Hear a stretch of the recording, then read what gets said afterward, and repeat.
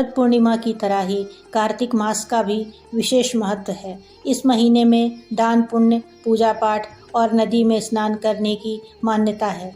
भगवान श्रीहरि विष्णु को समर्पित कार्तिक मास का पवित्र महीना इस बार 10 अक्टूबर 2022 से प्रारंभ हो रहा है। इस महीने में भगवान विष्णु और उनके अवतारों की पूजा करना सबसे शुभ माना जाता है। बता दें कि कार्तिक मास भगवान विष्णु और माँ लक्ष्मी का अत्यंत प्रिय माह होता है। माना जाता है कि इसी माह में पवित्र नदियों में स्नान करने और दान पुण्य करने से जीवन में किए गए सभी पापों का अंत होता है और व्यक्ति को सुख, शांति व मोक्ष की प्राप्ति होती है।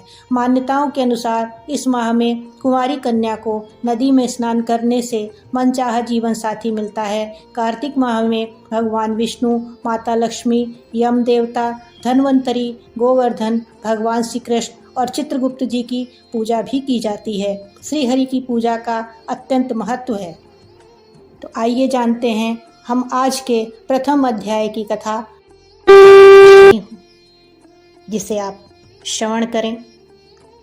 नैमिषारण्य तीर्थ में श्री सूत जी ने 88,000 शौनकादि ऋषियों से कहा, अब मैं आपको कार्तिक मास की कथा विस्तार पूर्वक सुनाता हूँ, जिसका श्रवण करने से मनुष्य के सभी पाप नष्ट हो जाते हैं और अंत समय में वैकुंठ धाम की प्राप्ति होती है। सूत जी ने कहा, श्री कृष्ण जी से अनुमति लेकर देवर्षि नारद के चले जाने के पश्चात सत्यभामा प्रसन्न होकर भगवान श्री कृष्ण से बोली कि हे प्रभु, मैं धन्य हुई, मेरा जन्म सफल हुआ। मुझ जैसी त्रैलोक्य सुंदरी के जन्मदाता भी धन्य हैं, जो आपकी 16,000 स्त्रियों के बीच में आपकी परम प्यारी पत्नी बनी। मैंने आपके साथ श्री नारद जी को वह कल्प वृक्ष आदि पुरुष विधि पूर्वक दान में दिया, परंतु वही कल्प वृक्ष मेरे घर लहराया करता है। यह बात मृत्युलोक में किसी स्त्री को ज्ञात नहीं है। हे त्रिलोकीनाथ, मैं आपसे कुछ पूछने की इच्छुक हूँ। आप मुझे कृपया कार्तिक महात्म्य की कथा विस्तार पूर्वक सुनाइए, जिसको सुनकर मेरा हित हो और जिसके करने से कल्प पर्यंत भी आप मुझसे विमुख ना हो। सूत जी बोले, सत्यभामा के ऐसे वचन सुनकर श्री कृष्ण ने हंसते हुए सत्यभामा का हाथ पकड़ा और अपने सेवकों को वहीं पर रुकने के लिए कहकर विलास युक्त अपनी पत्नी को कल्प वृक्ष के नीचे ले गए। फिर हंसकर बोले कि हे प्रिय, 16,000 रानियों में से तो तुम मुझे प्राणों के समान प्यारी हो। तुम्हारे लिए मैंने इंद्र एवं देवताओं से विरोध किया था।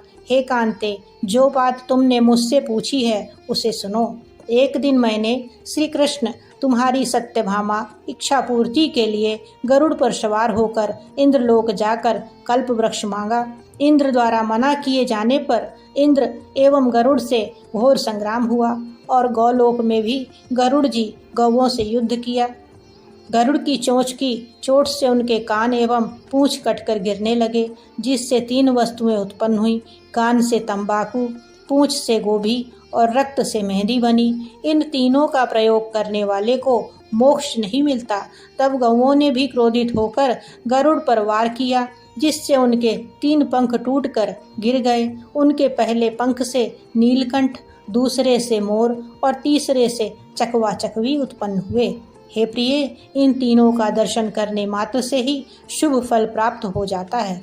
यह सुनकर सत्यभामा ने कहा कि हे प्रभु, कृपया मुझे मेरे पूर्व जन्मों के विषय में बताइए कि मैंने पूर्व जन्म में कौन कौन से दान, व्रत व जप नहीं किए हैं। मेरा स्वभाव कैसा था, मेरे जन्मदाता कौन थे और मुझे मृत्युलोक में जन्म क्यों लेना पड़ा। मैंने ऐसा कौन सा पुण्य कर्म किया था जिससे मैं आपकी अर्धांगिनी हुई। श्री कृष्ण ने कहा कि हे प्रिय, अब मैं तुम्हारे द्वारा पूर्व जन्म में किए गए पुण्य कर्मों को विस्तार पूर्वक कहता हूँ, उसे सुनो। पूर्व समय में सतयुग के अंत में मायापुरी में अत्रि गोत्र में वेद वेदांत का ज्ञाता देव शर्मा नामक एक ब्राह्मण निवास करता था। वह प्रतिदिन अतिथियों की सेवा, हवन और सूर्य भगवान का पूजन किया करता था। वह सूर्य के समान तेजस्वी था।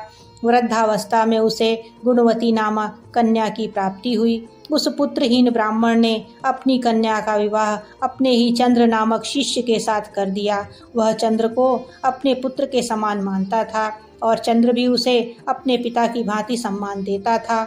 एक दिन वह दोनों कुश व समिधा लेने के लिए जंगल में गए।